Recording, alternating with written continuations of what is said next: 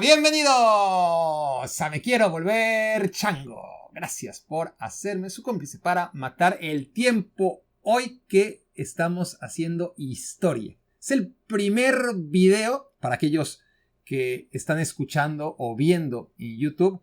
Es el primero de 3 videos que vamos a publicar el mismo día, algo histórico en el canal.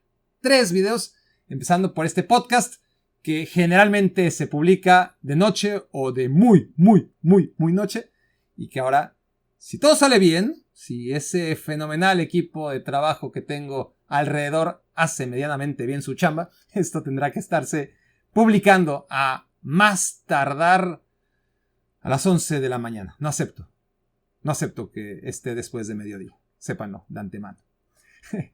Pero no solo es eso, sino que después vamos a publicar, aquí voy a hablar de antemano sobre la Eurocopa, ¿bien? Porque la Copa América la tengo reservada para un video en el que voy a hacer mis siempre acertadas predicciones.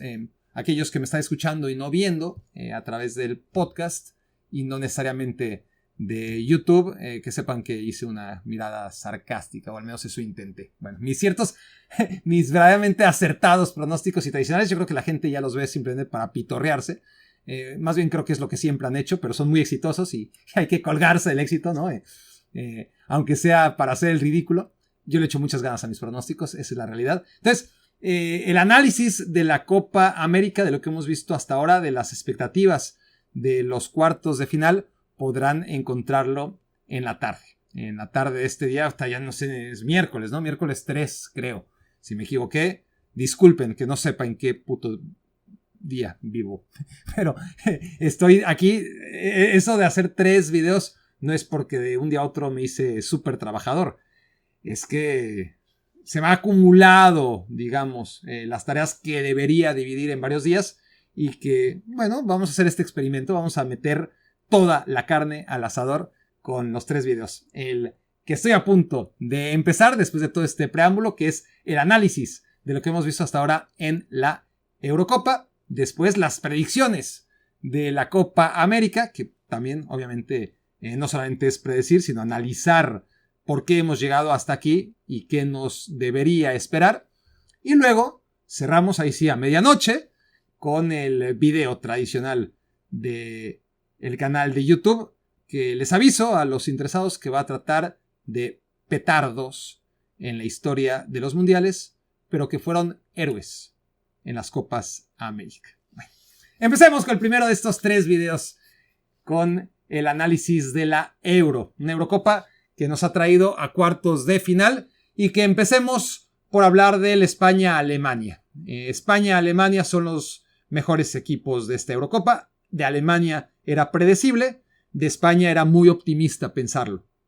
Se sabía que era uno de los equipos que partían en una segunda fila y que podían sorprender entre comillas. Es decir, que si al final España hacía lo que está haciendo hasta ahora, tampoco era como wow, el caballo negro España, ¿no? Pero sí no partía, para la gran mayoría, entre los 4 favoritos.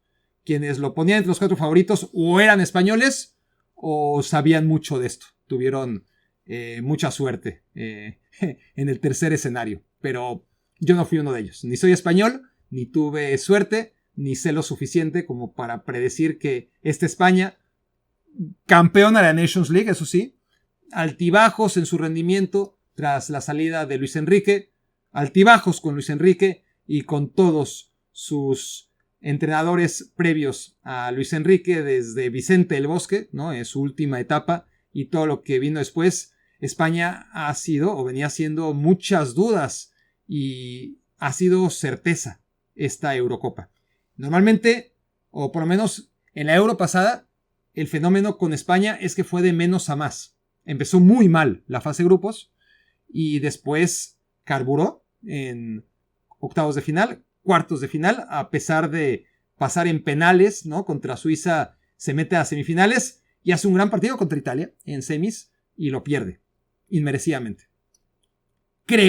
Sospecho que ahora la historia va a ser al revés, que España va a ir de más a menos. Sería injusto porque al final si hace un partido no del todo completo contra el anfitrión Alemania, no podemos decir que que por un partido ya España fue más o menos, cuando no hemos visto una tendencia, ¿no? Es decir, tampoco es que Georgia, con todo el honor que se ha ganado en esta Eurocopa, sea un parámetro como para decir es que España mantuvo el gran nivel de la fase de grupos. En la fase de grupos, pues podemos decir lo que queramos de Croacia, de Italia, y a priori, pues no había un grupo más complicado. Luego, fueron muy débiles, pero también porque España los hizo ver así, ¿no? Albania fue muy combativo, como lo fue Georgia, son dos de las buenas noticias que hemos visto en esta Eurocopa, pero España supo solventar a cada rival al que se enfrentó.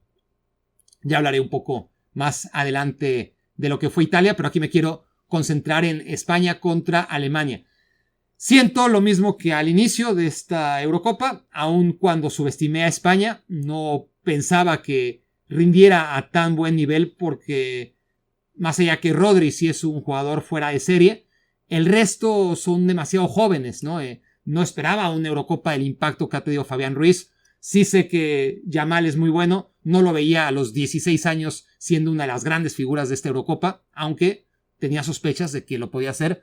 No veía a Nico Williams tampoco en el plan superestrella, ni veía a Morata, como no lo he visto, a pesar de que la gente en general estaba fascinada con Morata después de que le metió gol a Croacia.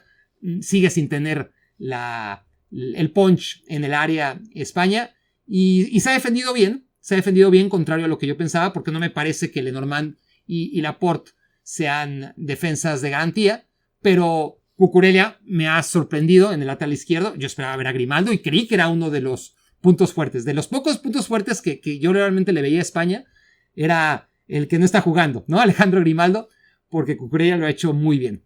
Sorprendentemente, insisto. Lo de Carvajal no se puede uno extrañar, que esté bien. Unai Simón casi no ha tenido problemas, pero vamos a ver.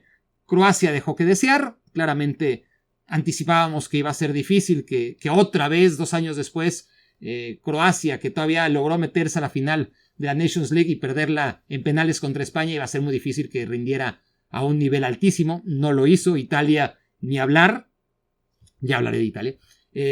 Y bueno, Albania y Georgia, mis respetos, pero son selecciones que no deberían hacerle daño a España y no le hicieron daño a España. Entonces, realmente la actuación de España empieza ahora en contra de Alemania, ¿no?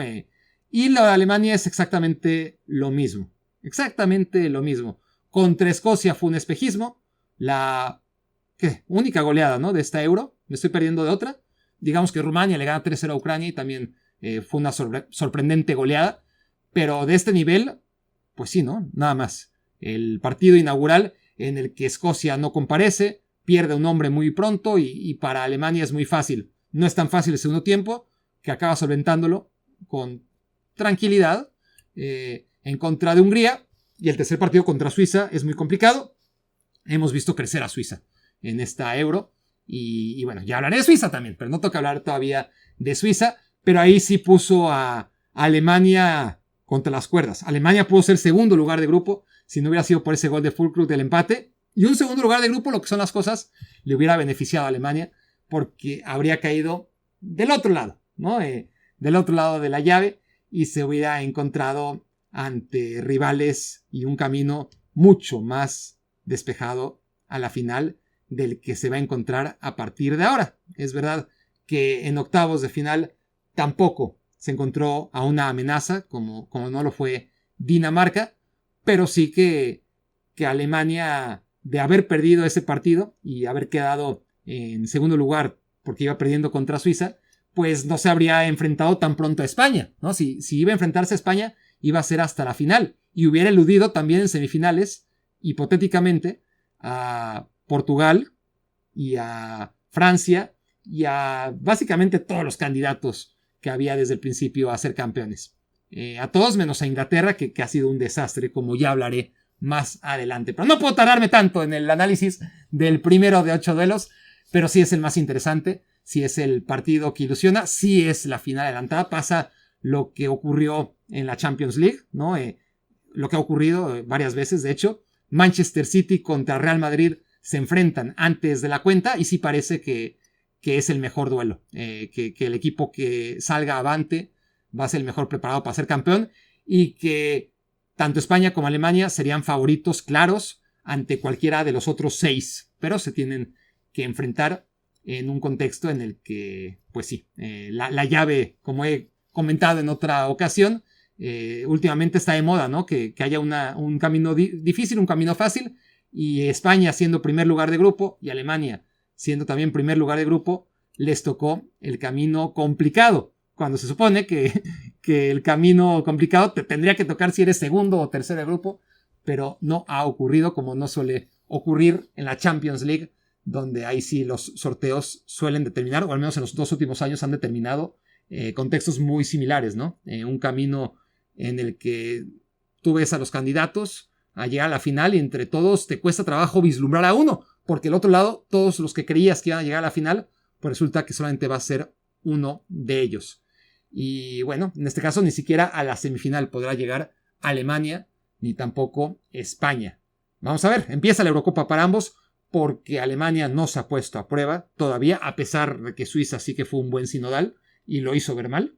Y de España, pues ni hablar, ¿no? España es un equipo muy joven, muy joven, y yo creo que en este contexto, aunque hasta ahora no se ha notado, tiene que llegar el momento en el que España ya no le alcance, que el viento sople en su contra y que no tenga respuesta óptima. Es un equipo, y eso sí lo dije antes del Euro, que va a llegar muy fuerte a la Copa del Mundo, y ahora estoy todavía más convencido, ¿no? Quizás que ahora mismo España tendría que ser el favorito para ganar el Mundial de 2026. Me estoy adelantando muchísimo, pero si hablamos de la Euro 2024, yo creo que va a ser Alemania el que avance. La otra semifinal es un duelo entre dos equipos que lucían junto a Alemania e Inglaterra como los grandes favoritos para mí y para la mayoría de la gente que dice que sabe de esto, ¿no? Y no ha sido tal. Francia y Portugal han sido decepcionantes, cada quien a su nivel. En cuanto a la selección francesa, es algo a lo que ya estamos acostumbrados y le salen las cuentas a Deschamps. ¿Y por qué va a cambiar? Yo creo que por otro camino también sería exitoso y podría ser mucho más amable y menos arriesgado incluso, ¿no?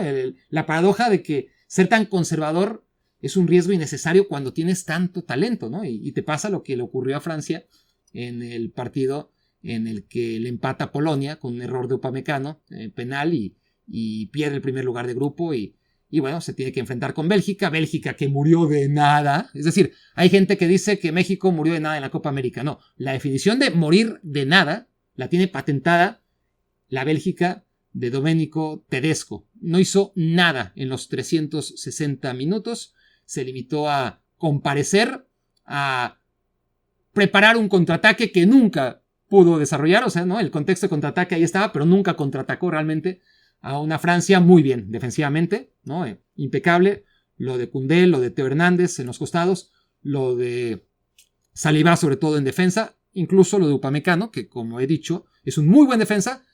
El problema es que muchas veces, aunque sean poquitas veces, corrijo, se esmera en aparentarlo, pero esas poquitas veces cuando eres defensa central, pues si es en los momentos cruciales, se nota mucho, ¿no? Pero bueno, contra Polonia pagó, perdió el primer lugar de grupo, pero esperemos por el bien de Francia, aquellos que quieran o les interese el bien de Francia, que Upamecano ya haya cometido su último grave error en la Euro, porque realmente hizo un buen partido, como el resto del aparato defensivo, en contra de una Bélgica horrorosa, una Bélgica terrible, una Bélgica que sabíamos que en defensa tenía lagunas muy importantes, pero que no recibió muchos goles porque se dedicó a eso, ¿no? A no explotar, en el afán de esconder la carencia de calidad que tiene en la zona baja, pues limitó todas sus opciones en ataque, y de Kitlar, ¿no?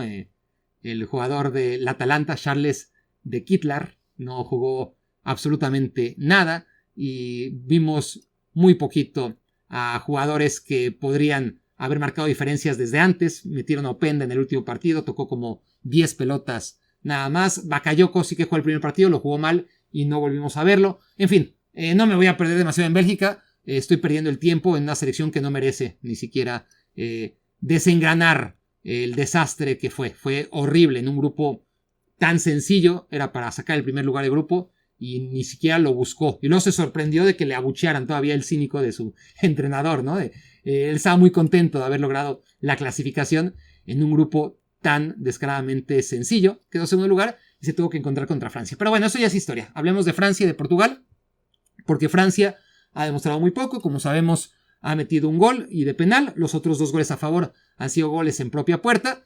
Y ha ganado con lo mínimo, como suele hacerlo. A diferencia de lo que podamos decir del resto de equipos que hasta ahora han decepcionado, tiene el beneficio de la duda y de hecho el sello de garantía de que a Francia, aunque a la mayoría no nos guste, le funciona, le suele funcionar, y aunque yo crea que podría buscar de otra manera y ser igualmente exitoso y tener victorias más holgadas y contundentes, Deschamps no va a probar otra fórmula. Kylian Mbappé. Con Kylian Mbappé el problema es que ya no va a defender. Ya está en un estatus en el que Kylian Mbappé, sabes que defiendes con 10. Te las tienes que arreglar porque vas a defender con 10. El problema es que en esta Euro, Francia casi que les diría que también ha atacado con 10. O por lo menos no ha atacado con 12, ¿no? Definitivamente, porque con Mbappé la cosa es, bueno, sí, defiendo con 10 porque Mbappé no tiene compromiso defensivo y porque me interesa que esté fresco para a la hora de atacar seamos 12, ¿no? Porque Mbappé va a valer por 2. Y no ha valido por 2. Entonces, ni acaban de ser 11 defendiendo, ni tampoco 11. Mucho menos 12, que es lo que se supone que tendría que generar Mbappé, ¿no? En su mejor momento, que hasta ahora no lo ha vivido. Y Francia no es la Francia de otros momentos en donde se podía permitir bajones de Kylian Mbappé. Depende mucho, ¿no? Del potencial de quien ahora sí es su máxima figura. Lleva mucho tiempo siendo una de las grandes figuras de Francia, pero tenía un estatus compartido, en algún momento con Benzema, en algún momento con Pogba, en algún momento con Griezmann. Pogba es historia, Benzema nunca fue historia, y Griezmann está ahí, pero como si no estuviera tampoco. Entonces, así está Francia, basándose en su solidez defensiva, ante una Portugal que es un desastre. Empezó, como siempre, en contra de República Checa, haciendo la tarea hasta el final, ganando.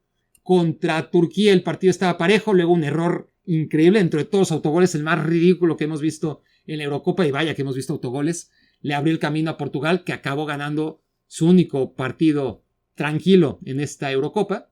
Y luego la debacle, ¿no? Porque si bien jugaron suplentes en contra de Georgia, pues España también jugó con suplentes en contra de Albania, y aunque Albania le complicó, los equipos que están bien trabajados, y esto lo vemos siempre a nivel de clubes, ¿no?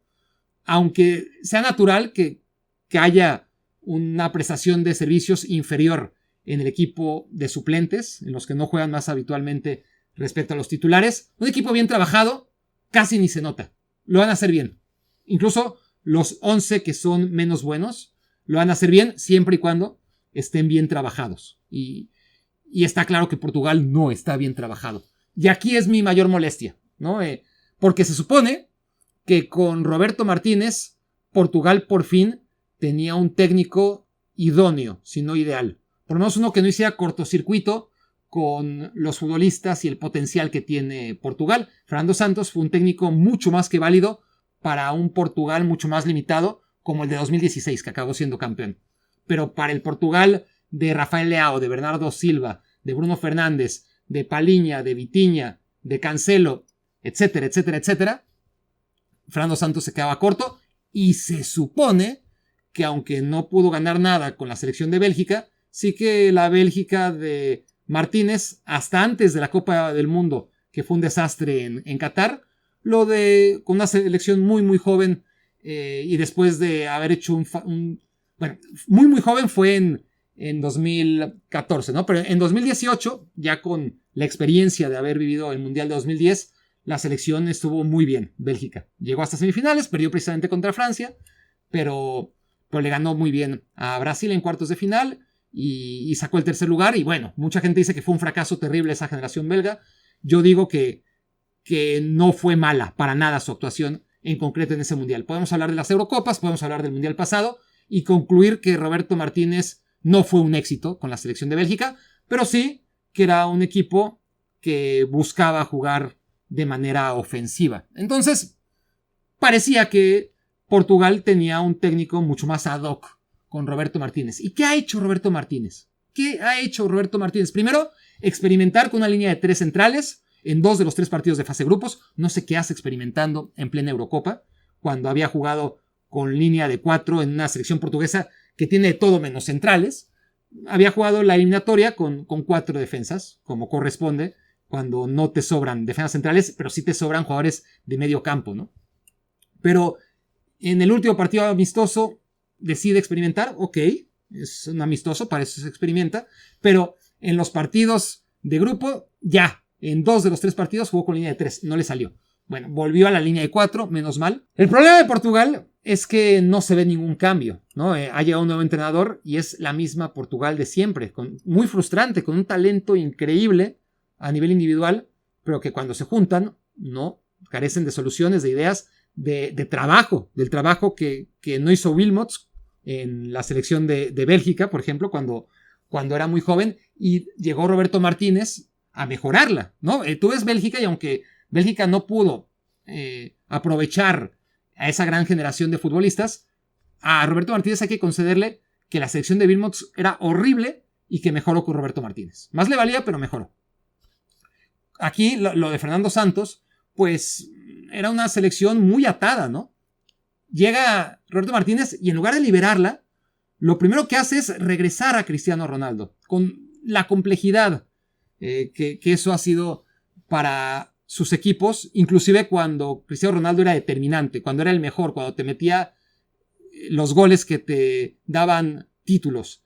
De todas formas era un reto, ¿no? Ajustarte defensivamente, un poquito lo que acaba de salir con Kylian Mbappé, es lo que ha pasado con las grandes figuras, ¿no? Pero no solamente con Cristiano Ronaldo. Pero es que ahora tampoco marca las diferencias. Y mira, no es que fue campeón de goleo en las eliminatorias o subcampeón, detrás de Lukaku, ¿no?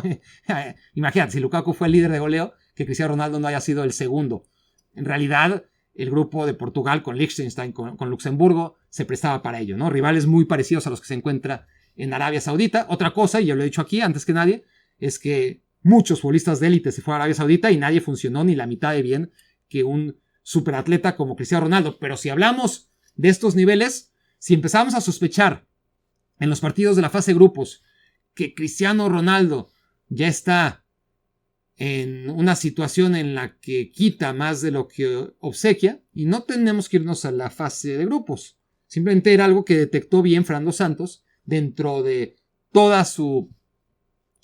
el conservadurismo que le caracteriza al ex técnico de Portugal. Tomó una decisión firme que muchos no comprendían, y yo no comprendo cómo no comprendían, que era muy obvio, que era sacar a Cristiano Ronaldo para potenciar a los jugadores que tenían que tomar de una vez por todas la estafeta. ¿Y qué hace Roberto Martínez? Tira a la basura ese que debió ser un punto de inflexión. Portugal acaba perdiendo después de meterle 6 goles a Suiza en octavos de final, pierde contra Marruecos, pero se había dado un paso muy importante, que era cortar el cordón umbilical con Cristiano Ronaldo.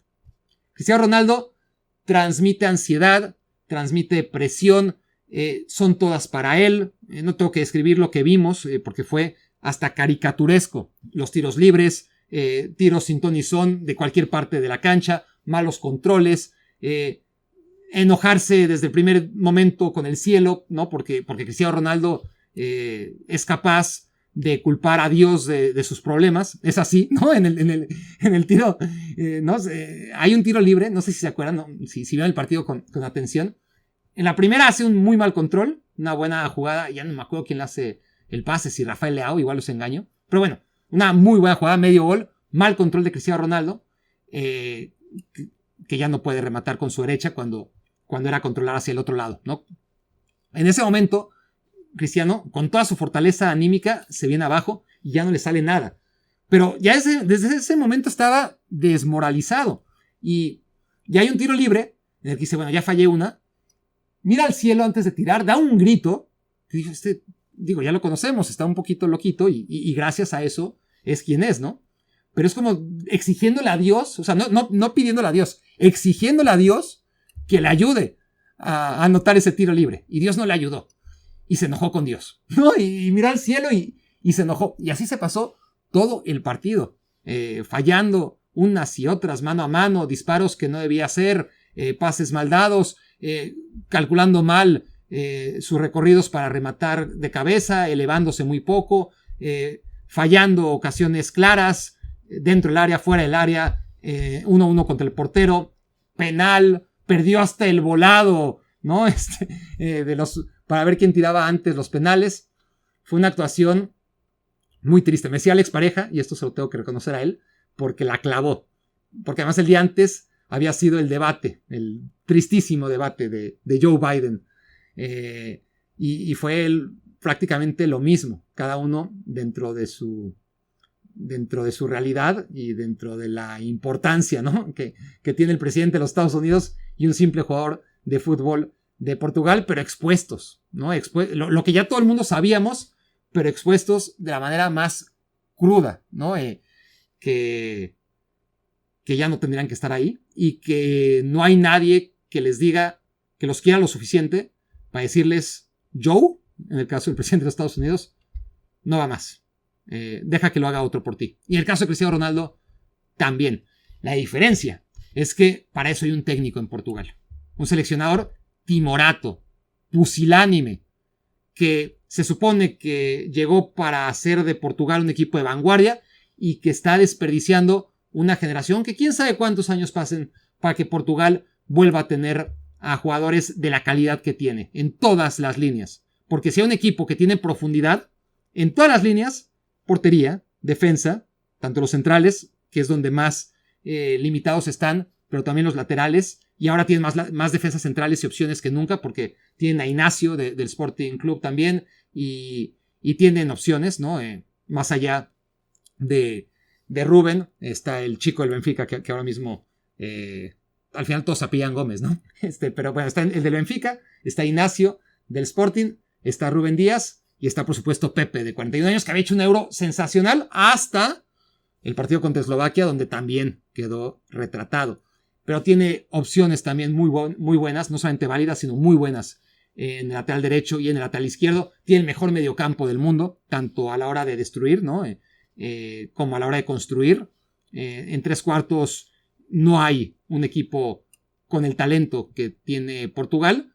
Y delantero, pues ni siquiera ha probado con Gonzalo Ramos, que ciertamente no tuvo una gran temporada en el Paris Saint-Germain. Pero Cristiano Ronaldo no está para iniciar los partidos, no está para jugar 90 minutos, mucho menos para jugar 120. Y el técnico tiene que hacer algo para no evidenciar tanto al futbolista mismo, ¿no? Sácalo. No era el partido de Cristiano. Se notó al minuto 60. Sácalo al 60. No te esperas al 90, ni mucho menos al 120. Y ahora, claro, vas a poner a Gonzalo Ramos a jugar el partido de cuartos de final contra Francia cuando no ha jugado prácticamente nada en esta Eurocopa. Pues no, vas a jugar otra vez con Cristiano Ronaldo. Y si les digo que Mbappé hace que Francia defienda con 10 y que últimamente ataque también con 10 o con 10 y medio, pues con Cristiano Ronaldo, al contrario, ¿no? Como diría Benzema, como Benzema le dijo en su momento a Mendy, que con Vinicius jugaban no solamente con uno menos, sino que jugaba para el resto, que no se la pasara, ¿no? Así se refería, si se acuerdan, Benzema en obviamente en una charla privada con Mendy antes de jugar un segundo tiempo y en el que fue capturado por los micrófonos. Pero aquí lo mismo, es decir, Cristiano Ronaldo ahora mismo está en un nivel en el que juega para el enemigo, juega en contra de Portugal y eso pues perjudica obviamente en el estado anímico de Portugal, en el estado futbolístico y todo por un técnico que ha hecho realmente un trabajo terrible para los intereses de un jugador, de una estrella y perjudicando y sacrificando a toda una generación. Dicho todo esto, y ya no voy a elaborar tanto en los otros dos partidos, pero me quedo con Francia por descarte, ¿no? Este duelo entre un Kylian Mbappé venido a menos y un Cristiano Ronaldo venido a mucho menos, debería ganarlo la selección francesa, porque al menos tiene una estructura. Portugal es nada, es improvisación y ver de qué día sale Cristiano Ronaldo. Cristiano Ronaldo sobrevivió gracias porque es increíble que a estas alturas ya estoy llegando a la conclusión, pero claro, como Cristiano Ronaldo lo eclipsa todo en mi análisis, y mira, por mi culpa, ignoré a Diego Costa, que fue indiscutiblemente el responsable por el cual Portugal está en cuartos de final. Es por él y por nadie más. Tanto en las intervenciones que tuvo durante el partido, que no fueron muchas, pero sobre todo una tras un error de Pepe en el segundo tiempo extra, en el que quedó mano a mano contra Sesco, que cómo falla Sesco, el jugador del RB Leipzig, y luego parando 3 de 3, ¿no? Hemos visto algunas ocasiones en las que un equipo falla los 3 penales, pero que los 3 los pare el arquero fue increíble, ¿no? Lo de Diego Costa, que venía de un mundial horrible, fue terrible lo de Diego Costa en Qatar 2022, y es un muy buen portero del Porto, y qué bueno que pudo demostrarlo, me da gusto por él. En resumen, Francia llega a cuartos, Portugal llega a cuartos, llegan a donde tenían que llegar, era el mínimo objetivo. No los dos van a llegar a semifinales, obviamente, porque en el caso de Portugal, pues sí, ganó el primer lugar de grupo, a pesar de haber perdido en contra de Georgia, pero Francia no logró primer lugar de grupo, se enfrenta ahora con Portugal, y si muchos pensábamos que ambos equipos eran candidatos a semifinales, pues ahora solamente uno de ellos llegará a semifinal, y seguramente será Francia. Pero si Francia llegó a cuartos y Portugal llegó a cuartos, lo sorprendente es que podemos hablar, y he hablado de varias de las razones que han llevado a unos y a otros a estas instancias, pero lo que es seguro es que si Francia está en cuartos de final, no es gracias a Kylian Mbappé, y si Portugal está en cuartos de final, definitivamente no es gracias a Cristiano Ronaldo. Pero ya veremos qué ocurre en cuartos de final. El partido de cuartos de final, que cuando se dieron los cruces, tras conocer las posiciones en los grupos, se veía muy abierto, ¿no? Sabíamos que iba a haber un semifinalista entre Austria, su rival Turquía, o Países Bajos o Rumania. Uno de esos 4 iba a llegar contra todo pronóstico a semifinal, y lo natural habría sido decir, mira, Países Bajos se va a meter a semifinales. A mí me gustó tan poco lo que vi de Países Bajos en la fase de grupos, y me gusta tan poco Ronald Koeman, que mi pronóstico fue Austria se va a meter a semifinales y va a ser el que aproveche el camino más despejado hacia esta penúltima instancia de la Eurocopa. Me equivoqué. Pero es que cada Eurocopa tiene a su héroe trágico, ¿no? Hay un campeón, hay un caballo negro, y se habla menos del héroe trágico. ¿Quién es el héroe trágico? Es el que juega muy bien. Bueno, se le llama campeón sin corona, ¿no? Pero no iría tan lejos, ¿no? Hay un campeón sin corona que es el que muchas veces da la sensación que jugó mejor que cualquiera y perdió. Y está el héroe trágico, el que jugó bien, no para ser campeón, porque nadie esperaba que fuera campeón, pintaba para Cenicienta y acabó eliminado pronto. Y en este papel me acuerdo, por ejemplo, de la Eurocopa, no sé si se acuerdan, Eurocopa 2004, República Checa. Qué bien jugaba el equipo comandado por Pavel Nedved, y daba para mucho más. Se metió a semifinales y perdió contra Grecia, cuando parecía que ya había hecho lo más difícil y que podía ser campeón de la Euro, o al menos llegar a la final contra Portugal. Perdió en contra de Grecia, pero era la selección que jugaba de manera más agradable. Y luego me acuerdo también de la Eurocopa 2008. A mí me gustaba mucho cómo jugaba Países Bajos, que en ese momento la llamábamos Holanda, la mal llamábamos Holanda. Y iba a hacer este comentario sobre por qué Países Bajos y no Holanda, pero no me quiero desviar demasiado. Pero bueno, ya empecé. Hay mucha gente que se niega, que se revela y dice, no, siempre ha sido Holanda, y entonces si los holandeses le dicen Holanda, pues hay que seguirla llamando Holanda, porque hasta en Holanda le dicen Holanda. Y tienen razón en que en Holanda le dicen Holanda. En lo que no tienen razón es que esté bien, porque en Holanda le digan Holanda no quiere decir que así tiene que ser. Yo vivo en un país que se llama Estados Unidos de América, en la que la gente de aquí le llama a su país América, ¿no? América. Y está mal dicho. Entonces, si los estadounidenses le dicen a Estados Unidos América, nosotros le tenemos que decir América a un país que se está apropiando el nombre del continente. No, ellos están en un error y nosotros no vamos a imitarlos. Los holandeses están en un error porque, o sea, los neerlandeses, ya le estoy cagando, los neerlandeses, la gente de Países Bajos, pues por usos y costumbres le llaman como pasó muchas veces en México, ¿no? Que se decía, y no sé si se sigue diciendo, México, para hablar de la capital, ¿no?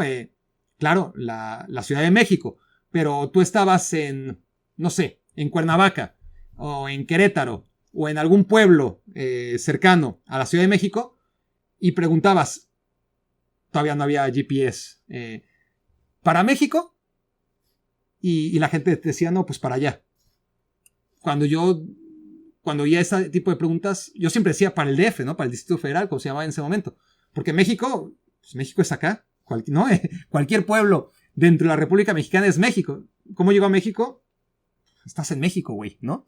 Pero la gente, que no es mamona, generalmente en México, entendía que cuando le preguntabas México, pues te decía, ¿no? El camino hacia la carretera, a Ciudad de México. Y con Holanda pasa algo similar.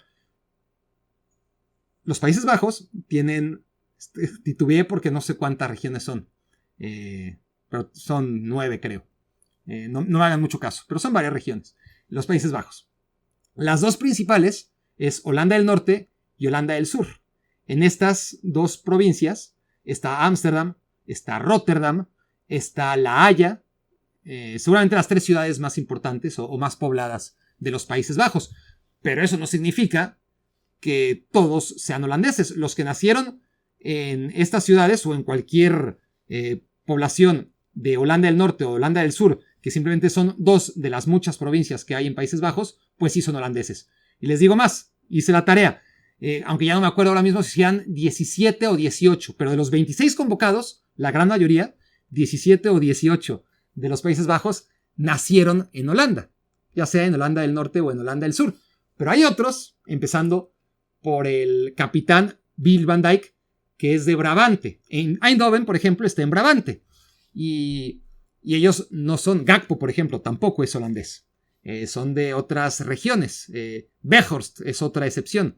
Son de otras provincias, de los Países Bajos, pero no de la provincia holandesa. Bueno, aclarado lo anterior, que nadie me pidió, pero aquí que tengo tiempo, ¿no? Para esclarecer esto, me parece que les podía dar mis 2 centavos de cultura. El que en Holanda le digan Holanda no significa que está bien. Pero bueno, volviendo al partido de... No, ni siquiera abrí un paréntesis porque estaba diciendo acerca del héroe trágico, ¿no? Entonces, en 2004 el héroe trágico fue República Checa. En 2008 el héroe trágico para mí fue Países Bajos. Una selección que jugaba muy bien, que la dirigía Marco van Basten. No entiendo por qué jugaba bien un equipo dirigido por Marco van Basten, pero a mí me gustaba cómo jugaba esa selección. Y llegó Rusia, la Rusia de Arshavin, con ese famoso no festejo, ¿no? Bueno, ¿no? Quien no me haya visto, acabo de tratar de imitar aquel festejo famoso de Andrei Arshavin en el partido contra los Países Bajos en la Eurocopa de 2008. Pero bueno, ahí quedó también el héroe trágico. Y cada mundial, cada Eurocopa tiene a ese equipo que dices, ay, en la misma Champions League, ¿no? El Napoli, por ejemplo, el año antepasado, fue el héroe trágico. Perdió y perdió bien, pero daba para mucho más, porque sabíamos que daba para mucho más. Y el héroe trágico de esta Eurocopa se llama Austria. Austria hizo una gran fase de grupos y Austria perdió contra Turquía. Un rival asequible dentro de todo, ¿no? Después de quedar en primer lugar de grupo, en el grupo tan complicado en el que estaba junto a Francia, junto a Países Bajos, y donde gana el grupo y lo gana bien, con autoridad, jugando muy bien los 3 partidos, inclusive el que pierde de arranque. El primero lo pierde contra Francia, pero lo juega muy bien. Y el equipo de Ralf Rangnick juega también muy bien en contra de Turquía, pero por más que generó, por más oportunidades de gol que tuvo, no anotó, y hubo una gran diferencia respecto a los partidos anteriores. En los partidos anteriores empujó, agobió, anotó gol, se echó para atrás, contragolpeó, y claro, mientras funciona la fórmula, perfecto. Pero en cuanto no sale la primera indicación de la receta, el resto se te viene abajo. Y aquí Turquía fue intenso, superó en intensidad en el primer minuto a Austria, y en el primer minuto se fue arriba 1-0. Le aplicó una taza de su propio chocolate, y aunque reaccionó Austria, pues fue demasiado tarde. Bueno, no demasiado tarde. Reaccionó inmediatamente, pero no encontró el gol. Y cuando sí encontró el gol, ahí sí fue demasiado tarde, porque Demiral, el defensa central que militó varios años en la Serie A, ya había anotado el segundo gol. El primer gol fue ridículo. Sí hemos visto muchos autogoles. Este no fue autogol, pero fue peor que un autogol, ¿no? De carambola acaba metiéndose la pelota, acaba rebotando en Demiral y Turquía se mete a cuartos de final y enfrenta a Países Bajos. Cuando yo esperaba ver a Austria y esperaba a Austria ganarle. Esperaba ver a Austria ganarle a Países Bajos. Esperaría estarles hablando ahora mismo de ese duelo, de la revancha. Pero no será. Será o Turquía o Países Bajos. Y Turquía, y eso sí lo decía yo antes de la Eurocopa, cuando me hablaban de quién puede ser el caballo negro, quién puede ser la sorpresa. Yo siempre de sangrón digo, a ver, la sorpresa no se puede esperar, porque si se espera deja de ser sorpresa, ¿no? Por definición, me parece absurdo tratar de anticipar al caballo negro, porque además nunca le atino. Aquí dije, puede ser Hungría, me equivoqué, aunque bueno, casi se mete, ¿no? Si no fuera porque Georgia le gana de manera inesperada a Portugal, se habría metido Hungría y los cruces habrían sido todos distintos porque Países Bajos hubiera enfrentado a Inglaterra. Imagínense la suerte que tiene Ronald Koeman, que en lugar de enfrentarse a Inglaterra y luego al ganador de Italia-Suiza, bueno, todo hubiera cambiado, pero de inicio se hubieran tenido que enfrentar con Inglaterra como tercer lugar de grupo, pero una vez que Georgia le quitó uno de los mejores terceros lugares a Hungría, todo cambió, todos los cruces cambiaron y en ese momento pues Hungría quedó fuera y era uno de mis candidatos al caballo negro, pero bueno, perdió los dos primeros partidos, ganó el último en el último minuto y no le alcanzó a la selección húngara, pero a lo que iba era a que esta selección de Turquía como caballo negro decía, mira, hizo una eliminatoria en la que quedó por encima de Croacia, es un equipo dirigido por Vincenzo Montella, tenía un técnico alemán, Kunz, que había hecho las cosas muy bien, cosas de turcos, lo despidieron cuando el equipo iba muy bien, y con Montella, a ver, tienen a Çalhanoğlu, tienen a Güler, tienen a Yildiz, tienen a futbolistas jóvenes, pero interesantes. Y bueno, Çalhanoğlu se pierde además el partido contra Austria, ¿no? Una razón más para pensar que Turquía no tenía argumentos para eliminar a una selección mejor, que fue mejor, pero que no le ganó.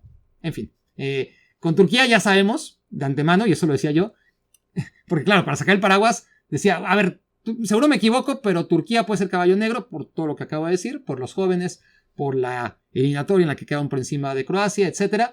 Pero bueno, además sabemos que con Turquía, y eso sí se mantiene, cada 2 años, cuando clasifica, muchas veces no clasifica, los mundiales le cuestan horrores, no clasifica a los mundiales, pero sí a las Eurocopas. Increíblemente a los mundiales, desde que fueron a su único mundial en 2002 y fueron tercer lugar, no han vuelto, ¿no? 25 años y Turquía no ha vuelto a los mundiales, pero en las Eurocopas o es un desastre, porque pintaba bien también hace 3 años, había hecho una muy buena eliminatoria, me acuerdo que le habían metido solamente 3 goles y tenía una defensa aparentemente muy buena con jugadores titulares en las grandes ligas europeas y el equipo fue un desastre, Turquía, en la Eurocopa pasada. Pero eso es lo que te da Turquía, no tiene término medio, o llega lejísimos, porque ha llegado a semifinales, lo hizo en la Eurocopa de 2008 me parece, ¿no? En la que se mete a semifinales, o es un desastre, pero gris nunca se queda ahí nomás en octavos de final, o clasifica y llega lejos, como ahora que ya está en cuartos de final y a ver hasta dónde llega, o pierde los 3 partidos y es un desastre, como ocurrió en la Eurocopa pasada y en tantas otras. No hay términos medios con Turquía y ahora se enfrenta a un Países Bajos que si de un equipo cambió mi percepción, tras lo visto en la fase de grupos y lo que aconteció en octavos, ese es Países Bajos. Tengo que reconocer que por mucho que me enfurezca el trabajo de Ronald Koeman, me frustra el trabajo de Koeman en Países Bajos, contra un rival asequible como Rumania, lo que son las cosas, Rumania, tercer lugar, Países Bajos, tercer lugar y Rumania, primer lugar de grupo, un primer lugar de grupo que hay que recordar que lo saca porque hay un triple empate, un cuádruple empate, todos empatan con 4 puntos, pero por diferencia de goles, como Rumania sorprende en la primera jornada a Ucrania y le gana 3-0, simplemente por eso, una vez que hay un cuádruple empate con 4 puntos, Ucrania queda fuera por diferencia de goles, y por esa misma diferencia de goles a favor tras la goleada en la primera jornada, Rumania, que ya no hizo más en la Eurocopa, sacó primer lugar de grupo y hoy no fue rival para Países Bajos. Entonces, matiza mi opinión sobre Países Bajos, que jugó bien a pesar del rival, que en el grupo dejó mucho que desear, pero que contra Rumania no solamente anotó, sino que fue por el segundo, y luego cayó el tercero, y que nunca, no fue el equipo que viene siendo generalmente, aunque amagó un rato de especular y de anotar primero y luego echarse para atrás, y la ley del menor esfuerzo, un poco como la selección portuguesa, ya no hablemos de la inglesa, que ya tendré que hablar, puta, ya me llevo hablando como, siendo que llevo 1 hora y media hablando y todavía me falta hablar de Inglaterra, que merece 6 horas, merece un podcast aparte, pero bueno, ya voy a acabar con el análisis de Países Bajos. Pero a mí lo que me enfurece de Ronald Koeman es que tiene a muchos mejores futbolistas en la banca que en la cancha, y que no los prueba. De inicio, no había convocado a futbolistas que tuvieron una gran Eurocopa, una gran temporada en sus respectivas ligas y que podrían haber sido aprovechados en la Eurocopa. En el Bolonia hay futbolistas que hicieron una temporada magnífica, por algo el Bolonia llegó hasta la Champions League, y que diferentes selecciones se han aprovechado de ellos, o han aprovechado el gran momento de ellos en el Bolonia para que en la selección mantengan esa inercia, y les ha ido muy bien. No es el caso de Países Bajos, que a Zirkzee ni lo llamó Ronald Koeman, lo llamó de última hora por lesión, y Zirkzee estaba en Disneylandia, vente, ¿para qué lo saca de Disneylandia si no le vas a dar ni un minuto? ¿No? Fue la gran revelación del Bolonia, Joshua Zirkzee, el ex del Bayern Múnich. Sobre todo cuando Depay no mete una, cuando Weghorst es tu opción y tampoco las mete, a Zirkzee lo sacaste de Disneylandia y no le pones a jugar ni un minuto, lo hubieras dejado ahí, ¿no? Es como la selección de Italia. Hubieras dejado a Croacia para las miserias, ¿no? de la selección italiana.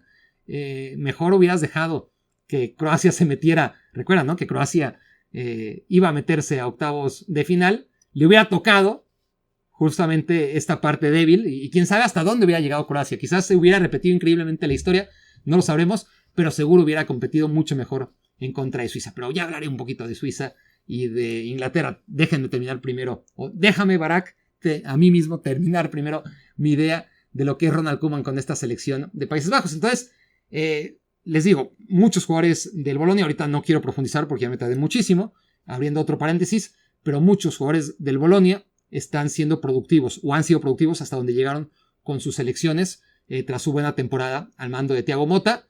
Zirkzee no ha tenido oportunidad ni siquiera de demostrar en una posición en donde deberían por lo menos intentar con un tercer hombre, ya que Depay y Weghorst no cumplen con las expectativas de esta selección, que anda muy bien gracias a Cody Gakpo, sobre todo, más allá del, iba a decir intermitencia, pero no, es todo menos intermitente porque es hiperactivo, ¿no? Pero es irregular, da una de cal, un par de arena, pero Xavi Simons ha sido importante a final de cuentas, aunque no ha estado tan fino como uno quisiera.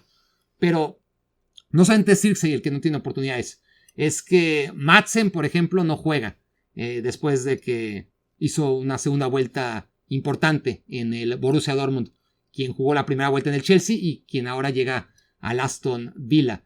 Es un buen jugador Madsen, pero prefiere jugar con Nathan Ake en el lateral izquierdo, en el falso lateral izquierdo, ¿no? Para protegerse con 3 centrales en realidad, cuando tienes a un jugador como Madsen, cuando por derecha tienes a Frimpong, lo usaste un ratito, desequilibró en contra de Francia y no quisiste saber más de él, demasiado riesgo seguramente para Koeman. No digo que esté mal Dumfries, pero puedes jugar con los dos, puedes jugar Frimpong por delante de Dumfries, como lo intentó en algún momento, o puedes apostar por Dumfries y sentar a Frimpong, como ha hecho en todos y cada uno de los partidos el testarudo de Ronald Koeman. Y en defensa central es lo más indignante, ¿no? Porque tienes a Van Dijk, tienes a De Ligt, que quizás no tuvo una gran temporada, ni ha tenido una carrera en general tras lo prometedor que era, o la realidad que era en el Ajax. No le ha ido tan bien a De Ligt como quisiéramos sus admiradores, pero bueno, tienes a De Ligt, tienes a Nathan Ake, que acaba jugando más bien como falso lateral izquierdo. Tienes a Mickey Van de Ven, que es el que entra en lugar de Nathan Akey en los últimos minutos cuando es un central de primera y está desperdiciado como falso lateral izquierdo. Y tienes un montón de centrales, los mejores. Hay carencia de defensas centrales de calidad en las mejores selecciones del mundo porque Países Bajos los tiene a todos. ¿Y qué hace? Mete a De Vrij. De Vrij, que llegó a ser un muy buen central, pero hace rato que no lo es, ¿no? Ya está rebasado por las circunstancias y en el Inter ha perdido la titularidad, por lo menos en los partidos importantes, y en Países Bajos sigue siendo titular a pesar de la enorme competencia que tiene. Entonces, la toma de decisiones de Ronald Koeman es exasperante. Aún así tiene mucha suerte. Como les digo, evitó en el cruce, gracias a que Georgia le gana a Portugal en el último partido de la fase de grupos, cambia la estructura de los cruces y los terceros lugares. Georgia se mete y si Georgia no le hubiera ganado a Portugal, entonces ya estaba clavado el duelo entre la mujer barbuda y el hombre elefante. Ni a quién irle entre Países Bajos e Inglaterra, pero ciertamente, y vuelvo a lo mismo, a pesar de todo, Países Bajos pareció mejorar en contra de Rumania y tiene la suerte ahora de enfrentarse a Turquía. Imagínate, eres tercer lugar de grupo, te enfrentas a Rumania en octavos de final y a Turquía en cuartos de final. ¿Qué más quieres? Pues enfrentar en semifinal a Suiza o a Inglaterra. Y aquí voy a cerrar ya este extensivo análisis con la selección de Inglaterra. Ya está la lengua, me está traicionando, pero qué bárbaro, qué mal hemos visto a la selección inglesa, pero no lo ha hecho mucho peor que en otras ediciones. Parece que se nos olvida, ¿no? Sí es verdad que tiene todavía menos cohesión, que antes por lo menos sufría menos para salir con la pelota, para conectar 3-4 pases, que ahora ni siquiera es capaz de eso. Pero no. Es horrible lo que hace la selección de Gareth Southgate. ¿Saben por qué titubeé? Porque cometí el grave error de llamar a Eslovaquia Eslovenia. Y es algo que no me puedo perdonar, pero eso ya quedó tan atrás en el podcast y es algo que entiendo que nos pasa a muchos, pero a mí no me debería de pasar. Eslovenia y Eslovaquia son tan fáciles de confundir que seguramente muchos de ustedes ni se dieron cuenta, pero a los que se dieron cuenta, una disculpa. Eslovaquia tiene la bandera igualita, para empezar. Los colores y cambia nada más el escudo que visto de lejos o en chiquito, como siempre nos ponen las banderas, pues parecen exactamente la misma bandera. Se llaman casi igual, Eslovaquia y Eslovenia, e históricamente tenían colores distintos, al menos en el uniforme. Eslovenia era una de las pocas selecciones que jugaban con un color que no obedecía a lo que marcan los colores de su bandera. Jugaba de verde. Y Eslovaquia sí. Jugaba de azul. Ahora Eslovaquia juega de azul como siempre y Eslovenia también juega de blanco y azul. Y eso lo hace mucho más complicado. Y hasta ahora me acabo de dar cuenta que cuando hablé de la selección de Portugal, pues me estaba refiriendo a su rival, ¿no? A la selección de Eslovenia, de Jan Oblak, por supuesto, que fue la que le ganó o la que fue superior a la selección portuguesa, y no a Eslovaquia, la Eslovaquia de Skriniar, la Eslovaquia de Lobotka, la Eslovaquia dirigida. Dios, mira, estoy diciendo esto, me trato de dar cachetadas, ¿no? Pues no quiero hacer el ridículo. La Eslovaquia dirigida por Calzona, que era el técnico también del Napoli, para apagar los fuegos que dejó ahí Rudy García. Ay, en fin, qué desastre. Y ahora estoy tentado a editar lo que ya dije, pero si edito lo que ya dije, pues no va a tener sentido que ahorita corrija algo que para ustedes no dije nunca. Pero bueno, ya será un error, ya será un pedo en el que me meta ahora después de grabar. Ya decidiré qué hago. Y si al final no me equivoqué, es porque lo edité. Y no, claro, porque hay mucha gente que ya escuchó mi error, si es que no lo edité, y habrá en ese momento con toda razón. Yo que estoy escuchando a este pendejo que me está diciendo que Portugal jugó con Eslovaquia cuando jugó con Eslovenia, ¿no? Qué desastre. Ya me dan ganas de apagar todo, pero como llevo 2 horas hablando, ni modo de volver a empezar. ¿Cuánto tiempo llevo? Puta madre, 55 minutos. Hijo de la chingada. En fin, acabemos ya con cómo me atrevo a criticar a Gareth Southgate cuando yo no puedo conducir un podcast con la mínima autoridad para diferenciar entre Eslovenia y Eslovaquia. Sí que son muchos partidos y que la Eurocopa en las mañanas y la Copa América en las noches, y que se acumula la información y que Eslovenia y Eslovaquia son muy parecidos y que usan el mismo uniforme. Ya no sé qué excusa meter, pero bueno, me acabo de dar cuenta que en efecto, porque además en grupos sí que se enfrentó Inglaterra a Eslovenia, ¿no? Y después contra Eslovaquia sí que es muy superior a Inglaterra. Ahí es donde se me cruzan los cables. Eslovenia no fue muy superior a Portugal, sí que tuvo ocasiones de gol que fueron más claras que las portuguesas, pero no, Eslovenia jugó a defenderse en contra de Portugal, mientras que la selección de Eslovaquia sí que si no le pasó por encima a Inglaterra, casi, fue muy superior, de principio a fin, salvo en los últimos 15 minutos, donde Inglaterra sí ya tenía la urgencia, la necesidad, y ya se le estaba acabando la vida. Y bueno, un saque de banda, chilena de Bellingham, después empieza el tiempo extra y a la primera jugada un balón parado, gol de Harry Kane. Pero salvo esos minutos, los últimos 15 y el primer instante del primer tiempo extra, Inglaterra fue superado de principio a fin por una selección limitada como la eslovaca. Y bueno, fue una fase de grupos también lamentable por parte de Inglaterra. Tiene muchísimas dudas, pero eso ha sido Inglaterra a lo largo de los años que lleva Southgate, ¿no?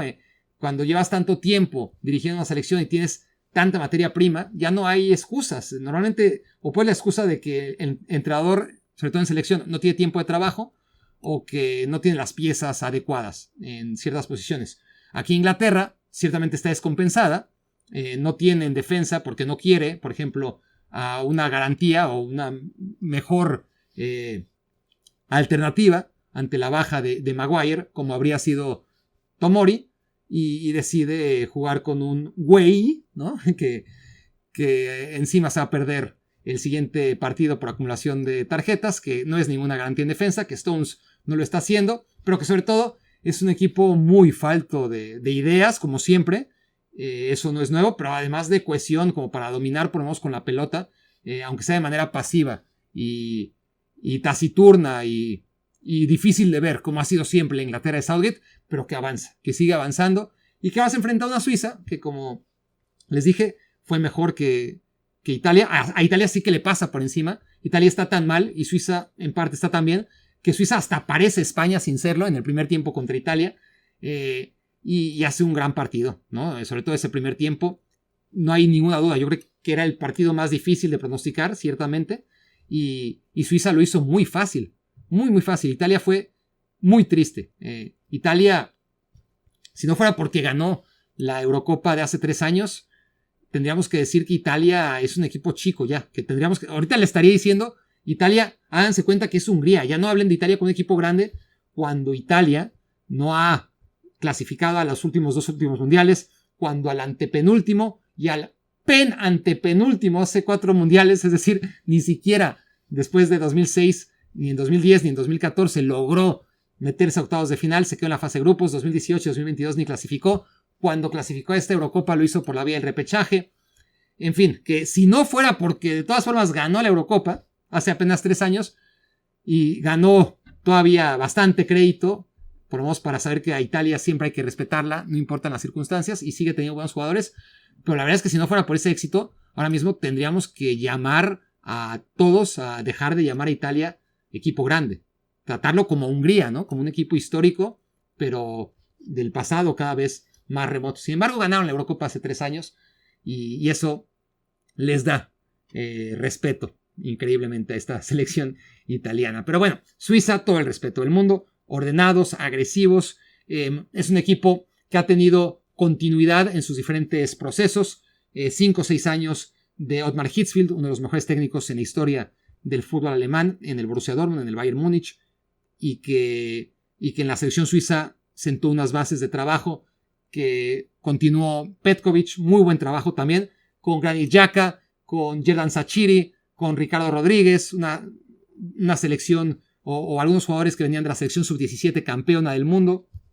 Y luego, lo que a mí me ha sorprendido es que Yakin, con muy poca experiencia, haciendo campeón al Basel hace 10 años, un Basel al que lo hacía campeón cualquiera, porque realmente era muy dominante en la liga suiza, pero Murat Yakin no me parecía a mí que iba a poder seguir con el buen proceso que había llevado durante una década, primero con Hitzfeld y después con Petkovic.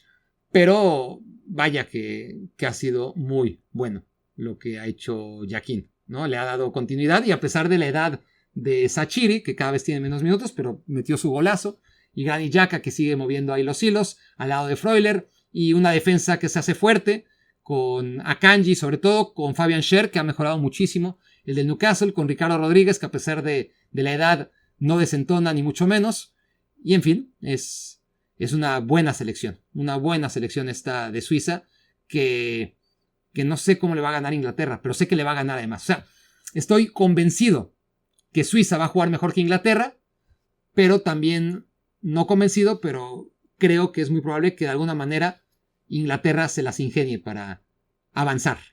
Seguro que Suiza juega mejor y casi seguro que Inglaterra avanza a semifinales para enfrentarse a Países Bajos, seguramente, porque no veo a Turquía. Y bueno, ya veremos quién se acaba metiendo a la final. Bueno, me despido porque tengo que arreglar el desmadre que hice confundiendo Eslovenia con Eslovaquia. Quienes hayan llegado hasta aquí saben que la cagué, aunque finalmente acabe editando este podcast. Ya veremos qué decido. Pero me despido después de esta hora de pseudoanálisis de la Eurocopa. Esto fue Me Quiero Ver Chango. Muchas gracias por haberme hecho su cómplice para matar el tiempo. Me lo merezco.